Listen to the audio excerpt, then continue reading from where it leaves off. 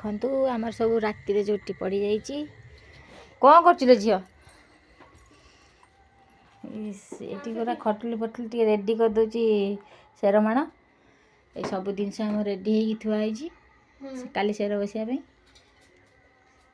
ଖଟୁଲେ ପକେଇବୁନି ହେଲେ ଏଠି କ'ଣ କଲୁ? ଦେଖିପାରୁଥିବେ ଅନେଦେ ଟିକେ ଓଇ ଅନା ଟିକେ ପକା ଭଲସେ ପକା।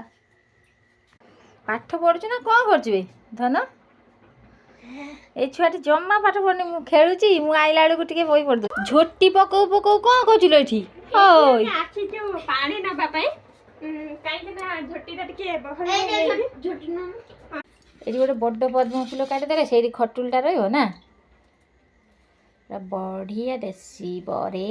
କାଲି ଆମର ସେର ବସିବ, ସେଥିପାଇଁ ସବୁ ଚାଲିଛି।